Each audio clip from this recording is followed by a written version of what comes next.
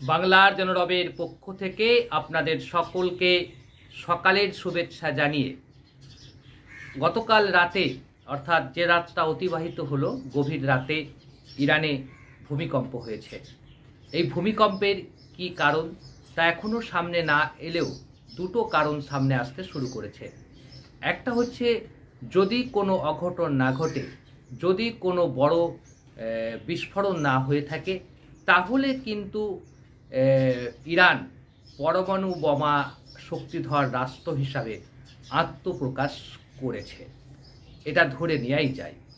কারণ আপনাদের মনে রাখতে হবে যে মাত্র দুদিন আগে ইরানের সর্বোচ্চ ধর্মীয় নেতা, যিনি ইরানের সর্বক্ষমতার অধিকারী ছিলেন, তিনি তার প্রশাসনিক এবং বর্তমান সময়ের প্রেক্ষিতে সমস্ত সিদ্ধান্ত নেওয়ার দায়িত্ব ইরানের সেনাবাহিনীর হাতে ছেড়ে দিয়েছেন এবং সেটা সমস্ত মিডিয়াতেই খবরে এসছেন যে আয়াতুল্লাহ খামেনি সেনাবাহিনীর কর্তাদের ডেকে বলেছেন যে এবার থেকে আপনারা সিদ্ধান্ত নেবেন, বারবার আমার কাছে আসবেন না, এবং আপনারা যে সিদ্ধান্ত নেবেন তাতেই আমার অনুমোদন রইল, এবং আপনারাই এখন দেশের স্বার্থে, সমাজের স্বার্থে এবং আমাদের দেশ এবং সমষ্টির স্বার্থে আপনারা যা সিদ্ধান্ত নেবেন তাতেই আমার অনুমোদন রইল।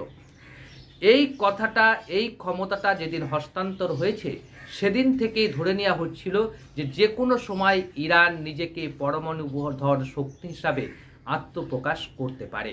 অর্থাৎ দীর্ঘ যে লড়াই, দীর্ঘ যে আন্দোলন, সেটার সমাপ্তি হতে চলেছে বলেই ইন্টারন্যাশনাল যারা আন্তর্জাতিক যারা বিশেষজ্ঞ তারা মন্তব্য করছেন।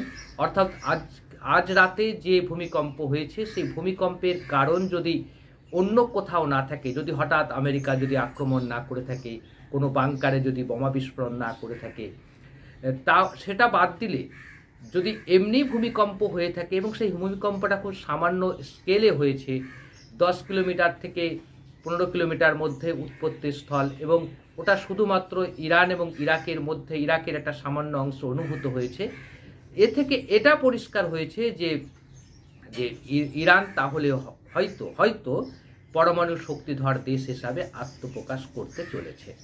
এদিকে যুদ্ধ পরিস্থিতি খুবই খারাপ জায়গায় পৌঁছে গেছে। গতকাল যে নতুন বোমা, ক্লাস্টার বোমা, যে ক্লাস্টার বোমার গল্প অনেকবার দিয়েছে আমাদের এই আমেরিকা, সেই ক্লাস্টার বোমা কাল ইরানও ফাটিয়েছে। ইরানও প্রমাণ করেছে যে তারা ক্লাস্টার বোমা বানাতে পারে, এবং সেই ক্লাস্টার বোমা দিয়ে তারা ইসরায়েলের উপর আক্রমণ করেছে। ইসরায়েলের প্রধানমন্ত্রী নেতানিয়াহু এখন দৌড়াচ্ছেন, এখন খুঁজছেন, এখন বন্ধু খুঁজতে বেরিয়েছেন, কিন্তু কোথাও বন্ধু তিনি খুঁজে পাচ্ছেন না। ডোনাল্ড ট্রাম্প তাকে এই কাজে হয়তো নামিয়ে দিয়েছিলেন, বা নামাতে নাও পারেন। ডোনাল্ড ট্রাম্প হয়তো বলেনি যে আপনি ইরানের বিরুদ্ধে যুদ্ধ করুন, তা সত্ত্বেও যখন যুদ্ধ করে ফেলেছেন, প্রথমে খুব হুঙ্কার দিলেন ডোনাল্ড ট্রাম্প, এখন ডোনাল্ড ট্রাম্প বলছে আমাকে 15 দিন সময় দেওয়া হোক, 15 দিন পর সিদ্ধান্ত নেব। কেন সিদ্ধান্ত 15 দিন পরে নেবেন, তারও একটা কারণ ডোনাল্ড ট্রাম্প বলতে শুরু করেছেন। তিনি বলেছেন যে কেন, ইরান তো এখন আলোচনার টেবিলে বসতে চাইছে, আমি আলোচনার মাধ্যমে যদি মিটিয়ে নিতে পারি তাহলে কি হবে, তাহলে সমস্যা মিটে যাবে, আপনারা কেন এসব করছেন? তো আমি আলোচনার মাধ্যমে সমস্যার সমাধান করতে চাই।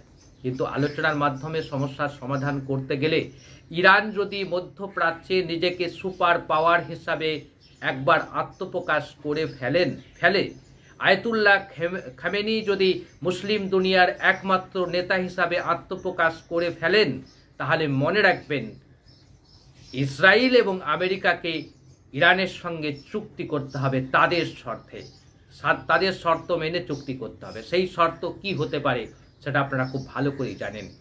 গতকাল রাতেই ইরানের পক্ষ থেকে, অর্থাৎ ইরানের সর্বোচ্চ নেতার পক্ষ থেকে একটা বিবৃতি জারি করে বলা হয়েছে, লেবানন, গাজা এবং ইয়েমেনে আপনি যা করেছেন, ইসরায়েলকে বলা হয়েছে, সেখান থেকে আপনাদেরকে হাত তুলতে হবে, এবং ফিলিস্তিনেতে অধিকৃত যে জমিগুলো দখল করে আছেন সেগুলো ছাড়তে হবে।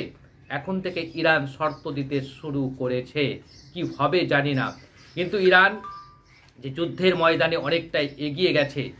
ইসরায়েলের নেতানিয়াহুর কাছে এখন একটাই পথ, আত্মসমর্পণ করা, এছাড়া কোনো পথ তার মধ্যে খোলা নেই। তাহলে কি হতে পারে আপনারা ভেবে দেখুন। খুব পরিস্থিতি খুব জটিল আকার ধারণ করেছে। মধ্যপ্রাচ্যে এতদিন ধরে যে দাদাগিরি ইসরায়েল চালিয়ে এসেছে সেই দাদাগিরির সমাপ্তি ঘটতে চলেছে। এ প্রসঙ্গে আরেকটা কথা আপনাদের বলে দিয়ে যাই, রাশিয়া, উত্তর কোরিয়া, চীন যেমন ইরানের পাশে দাঁড়িয়েছে, তেমনি ইরানের পার্শ্ববর্তী পাশাপাশি 21টা প্রতিবেশী রাষ্ট্র ইরানের পাশে দাঁড়িয়েছে।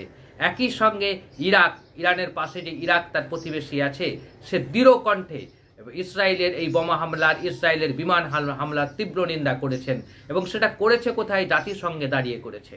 সব মিলিয়ে মধ্যপ্রাচ্যের পরিস্থিতি খুব ঘোরালো হচ্ছে। ডোনাল্ড ট্রাম্প পালিয়ে গেছেন, ডোনাল্ড ট্রাম্প যুদ্ধে আসবে না, তিনি 15 দিন সময় নিয়েছে, মানে এই 15 দিনের মধ্যে ইসরায়েলের যা ক্ষতি হওয়ার হয়ে যাবে। ইসরায়েলের প্রধানমন্ত্রী নেতানিয়াহুর ক্ষমতা চলে যাবে। ক্ষমতা সরকার পরিবর্তনের এরই নাম হচ্ছে বিধাতার লিখন। নেতানিয়াহু দাবি করেছিলেন ইরানে তিনি সরকার পরিবর্তন করবেন, কিন্তু এখন দেখা যাচ্ছে ইরানে নয়, খোদ ইসরায়েলেই সরকার পরিবর্তন হতে চলেছে। কি হতে পারে আর কয়েকদিনের মধ্যে? গোটা ইসরায়েল তো থরথর করে কাঁপছে যেভাবে ইরানের আক্রমণের দিশেহারা হয়ে গেছে আমেরিকা। সেজন্যই আমেরিকাকে কাতার থেকে তার সেনাবাহিনী প্রত্যাহার করতে, তার যুদ্ধ বিমানগুলোকে সরিয়ে নিতে হয়েছে। এবং শুধু কাতার নয়, ইরাকেও প্রান্ত থেকে সরাতে হয়েছে, বিভিন্ন জায়গা থেকে যুদ্ধ বিমান এবং সেনাবাহিনীকেও সরাতে হয়েছে, মানে কমাতে হয়েছে। অন্যদিকে আপনারা যদি দেখেন যে যে রণতরীগুলো সাগরের মধ্যে ছিল, সেই সাগরের মধ্য থেকেও সেগুলোকে সরিয়ে নেওয়া হচ্ছে, দূরে সরিয়ে নেওয়া হচ্ছে। ফলে আগামী দিনে সংঘাত তীব্র হবে। তবে যদি কোনো কারণে আমেরিকা এই সংঘাতে যুক্ত হয়, তাহলে তৃতীয় বিশ্বযুদ্ধ অনিবার্য হয়ে যাবে।